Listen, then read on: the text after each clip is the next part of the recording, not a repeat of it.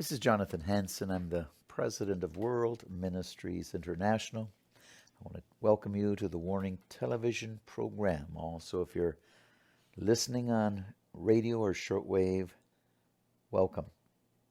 We're in the conference room here at World Ministries International with our staff, and we're going to be going into prayer right after this message.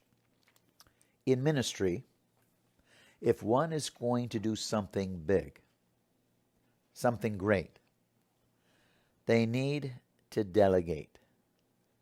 Whether it's in a home, business, church, or worldwide ministry, the only way to survive the pressures of life and prosper is to delegate. Proper delegation makes a family, business, church, ministry, or governments of nations run smoothly and prosper. No delegation or bad delegation destroys the prosperity of the organization or nation. My message tonight is the need to delegate, or why delegation works. Now, if you have a Bible, turn with me, please, to Amos 3:3. Can two walk together except they be agreed? Delegation. Whether it's in a home, husband and wife, or any other area of business, organization, ministry, government, the people you work for must agree. Can two walk together except they be agreed? Husband and wife, let's just take a family structure. They need to be agreed. They should not openly argue in front of their children. You're breeding a problem. You can laugh it off, but when that kid gets a little older, you're not going to be laughing when he works you against each other and wants to pick sides, and then uses the other parent for justification for rebellion and disobedience. You know, the funny nature is over. There will be no more laughing. You have a hard time raising your kid. 2, walk together unless they be agreed. Critical in delegation that people are on the same page. If you pick people on your team that's not on the same page, you got a problem.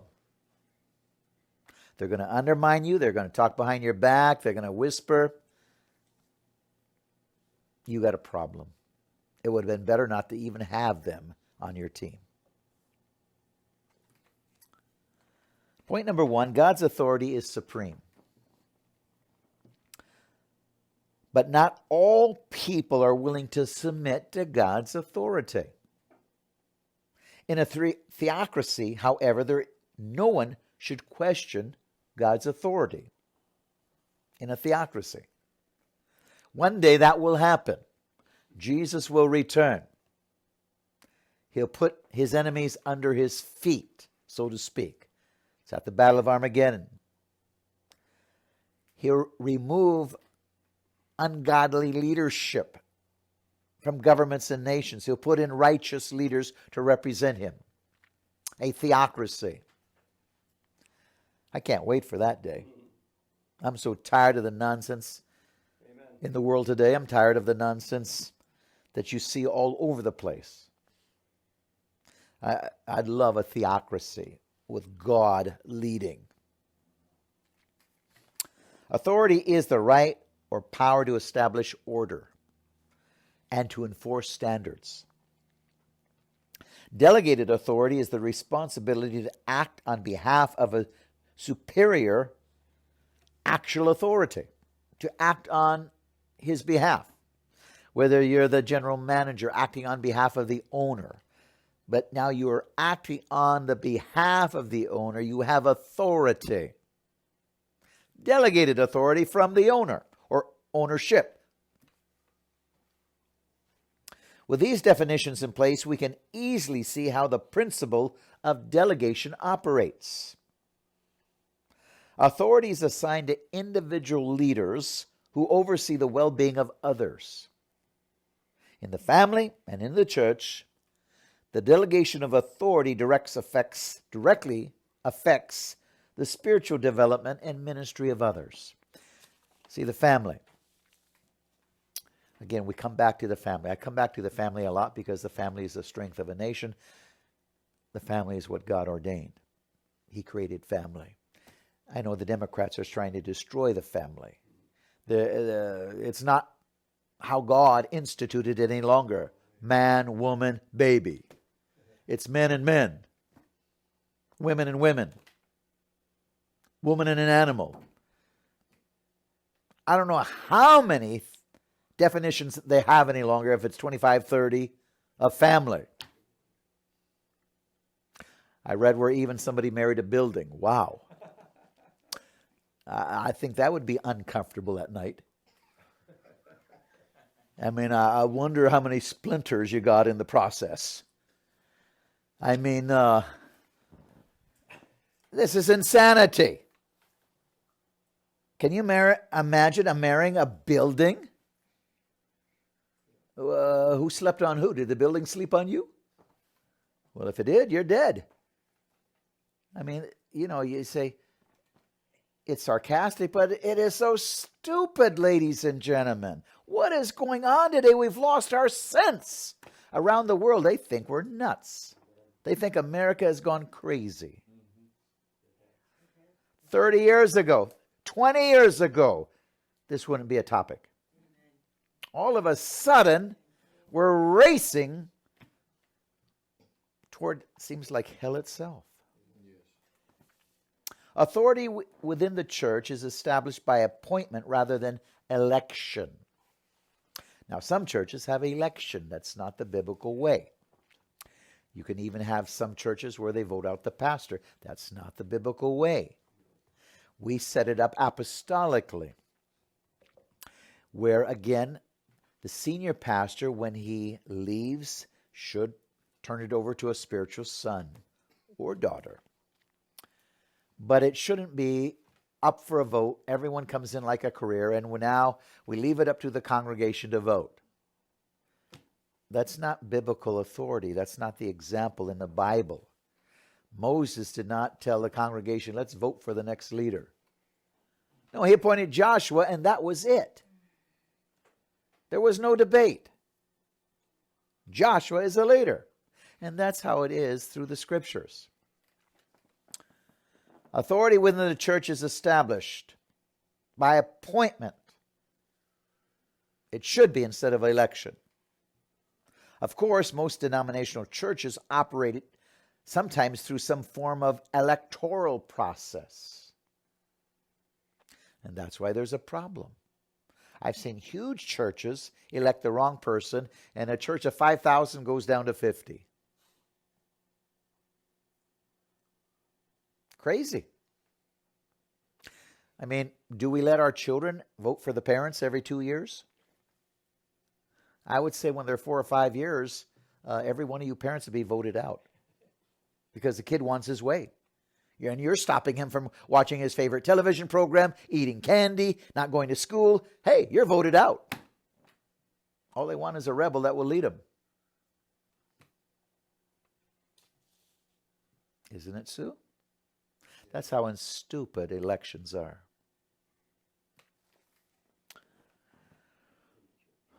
Of course, again, denominations operate many times through elections. Still, true authority comes from the top down, from God to men. Let's look at the story of Moses, Exodus 18, 13 through 27. It gives a good look how delegation should work. Moses. I read, and it came about the next day that Moses sat to judge the people. And the people stood about Moses from the morning until the evening. Now when Moses' father-in-law saw all that he was doing for the people, he said, "What is this thing that you are doing for the people? Why do you alone sit as a judge, and all the people stand about you from morning until evening?" Moses said to his father-in-law, because the people come to me to inquire of God. When they have a dispute, it comes to me, and I judge between a man and his neighbor, and make known the statutes of God and his laws. Moses' father-in-law said to him, the thing that you are doing is not good. You surely will wear out both yourself and these people who are with you, for the task is too heavy for you. You cannot do it alone. Now listen to me. You know, it'd be good if son-in-laws listen to their father-in-laws, huh? I think so. I know a few that should. Now listen to me. I'll give you some advice, son. I'll give you counsel, and God be with you. You be the people's representative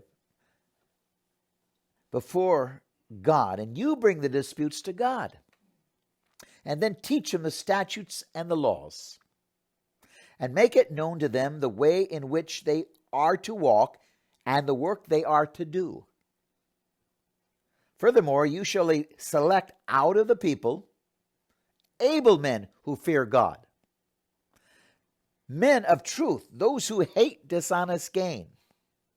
And you shall place them over them as leaders of thousands, hundreds, of fifties, of tens.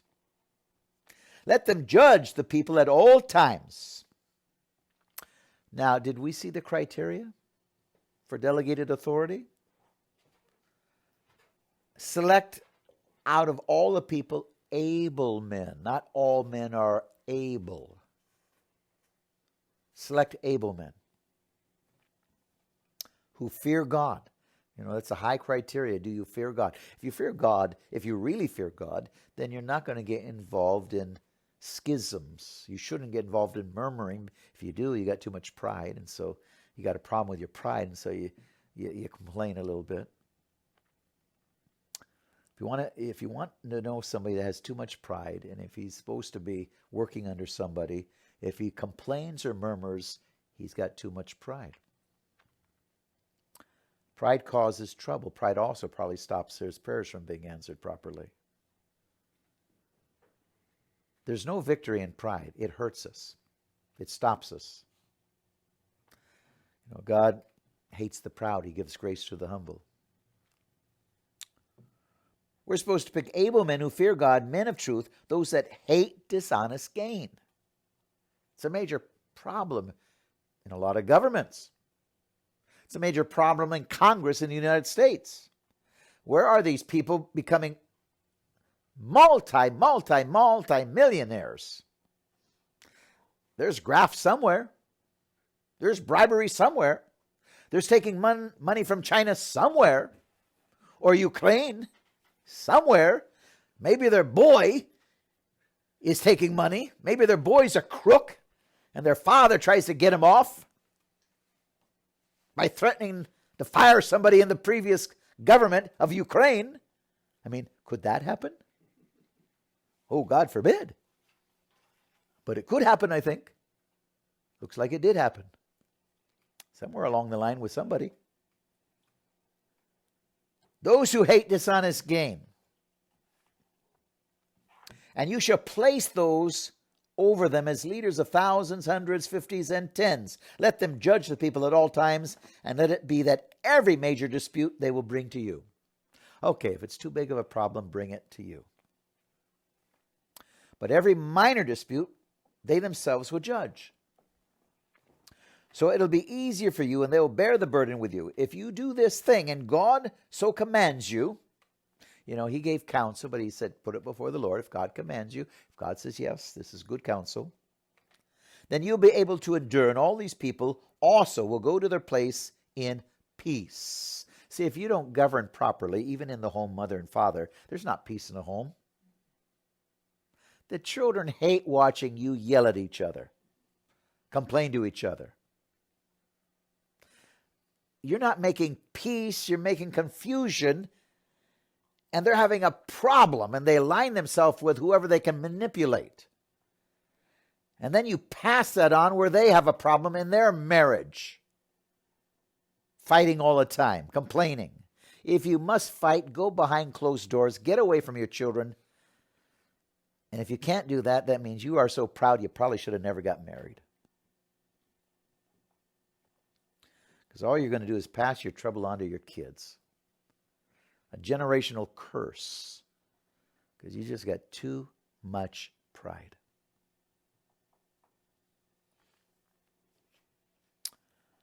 It'll be easier for you, and they'll bear the burden with you. If you do this thing and God commands you, you'll be able to endure, and the people will have peace.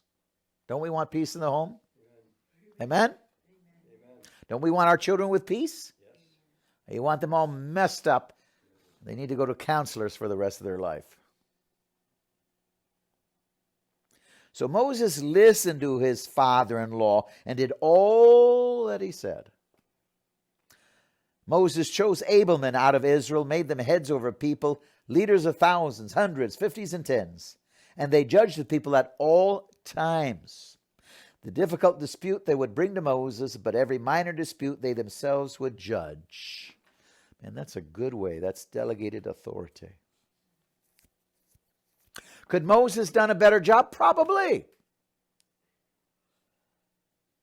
The reality is the senior pastor usually can do a better job. But the reality is the senior pastor will kill himself. And if the job is too big, he won't get it done unless he has a team. So even though he might not like the way they do it, he needs that team if he's going to survive. And if they're going to do something greater than he could do himself. Nobody has enough time to do it all himself if you're trying to do something great. David could not beat the Philistines by himself. He killed Goliath, but the armies of Saul defeated the Philistines. Yes, David rose up and encouraged faith, but the armies of Saul chased the Philistines off the battlefield. Yeah, David again led the charge. He killed the giant, created faith in the armies of Saul. But David did not himself destroy the Philistines. He needed the armies of Saul. We need a team. We need a delegated authority. But you have to have men and women that are able, honest, loyal, trustworthy. Not filled with corruption, with dishonesty, lying, cheating, lazy. Again, those kind of people, it's better if they never walked onto the team. Keep them away. They'll cause you trouble. They'll split the ministry, split the church, cause problems in the family. You might get a divorce. Keep those people away. Number 2, who is your delegated leader? They cannot do the job alone. Moses was the delegated leader of Israel, handpicked by God to deliver the children of Israel from the bondage of slavery. Moses was the delegated leader at that time. You go throughout the Bible and you see different delegated leadership at different times. Whether it was David, whether it was Samson, whether it was Gideon, whether it was Jeremiah, Elijah, John the Baptist. They all had areas of leadership at different times throughout biblical history. We all have different areas of leadership, all of us. Everybody in this room is married. How do you lead? Do you cooperate together or do you give the team a hard time? In other words, you yap your mouth when you should keep it shut in front of the children. Do you cooperate together? Are you a good team? If not, you're going to have some problems. Not only where there won't be that much peace in the home, but you're going to have a home in turmoil and the children are going to rebel. There's no other way around it. If the team, the headship rebel, everything under it rebels. It's a spirit of rebellion. The Bible uses the term judge to define the role. See, Moses was also called the judge. Perhaps a better word would be pastor or apostle, though neither is used not in the context of Moses, but it's used in many situations in the church.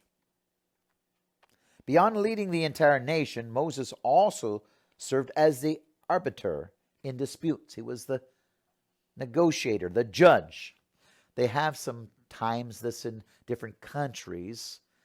British Commonwealth, an arbitrator between political parties. The ombudsman, the judge. Well, Moses was the judge, the counselor in crisis, the voice of spiritual reason, and the administrator of strategy, logistics, and implementation. That was a lot of roles, a lot of hats. No wonder his father-in-law said, "You're going to kill yourself, Moses."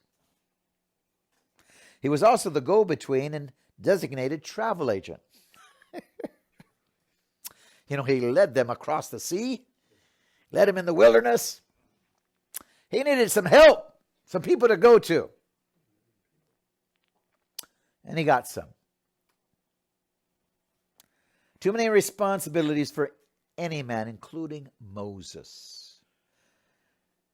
It was pastoral ministry to the max. From morning until evening, he was consumed with petty disputes, chaotic struggles, family arguments, whatever. Can a pastor understand this scenario? I can. I've seen it since 1985, believe me. Moses' father-in-law, Jethro, who was old and wise, well acquainted with Moses, saw the problem, spoke up. "You will surely wear yourself out." Using 21st century lingo, "Hey, kid, you'll burn out if you try to do everything by yourself." If you want to paraphrase it to today. You understand me, Gabe? Delegate. You wear yourself out. You're going to have more than a toe problem, you have a head problem.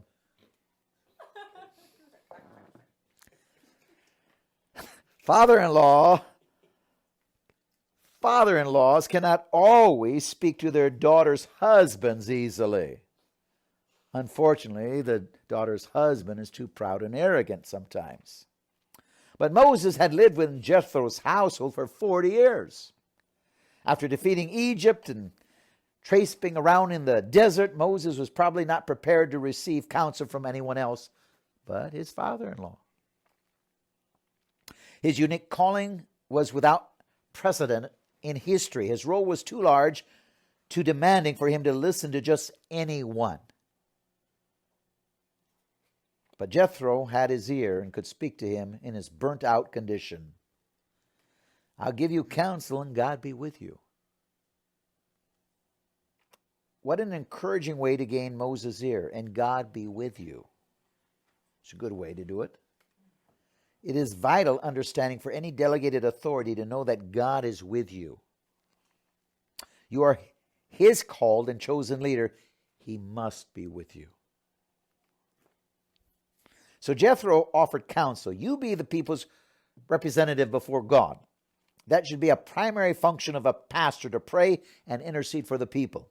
But he or she must also teach them the way, equip them for ministry. Perhaps Jethro had a revelation of the New Testament pastor before anyone else. Stop and consider. Moses, the mighty apostolic figure, the man called of God to lead a nation, was burnt out. I remember Elijah being burnt out and complaining to God. "Hey, I'm the only one." He was burnt out. He split the Red Sea, but struggled at pastoring the people. Talking about Moses. So his father-in-law, who was a priest of Midian, had a revelation from God. What other authority figure was in Moses' life whom he could respect or submit to? Well, it seemed like nobody. "Hey, Moses, you're messing up. I'll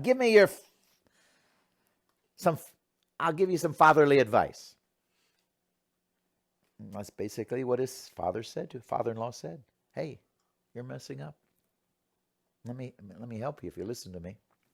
Moses recognized the truth when he heard the truth and he took the advice. Are we wise enough to do that? That is one of the things that made him a great leader. He could change the way he did things when he realized what he was doing wasn't right. There have been times when I have discovered that I need some additional advice. I'm not doing something exactly right. When I make such a discovery, I change.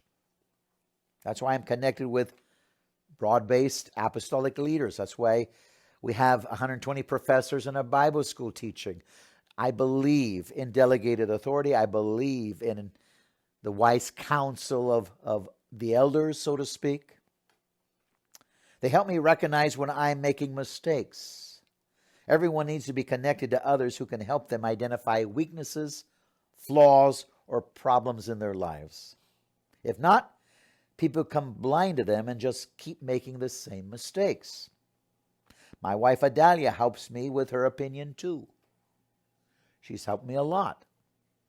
Even changed this whole conference room to a leadership's room. She was right. I had got too burnt out on too many things, and I needed that counsel. Number 3, problems need solutions. Although Jethro was a priest in Midian, he was a shepherd, and he understood sheep. Now, the Greek word for pastor is poimen, which actually means shepherd. Throughout the Bible, sheep are used as an analogy for people, and rightly so. We often act more like sheep than people. You know, sheep are so blind and dumb, they'll go right off the cliff if the leader leads. And people, like the mask, we just lead the dummies. The dummies lead the dummies. Put on the mask, take the mask off. Amen.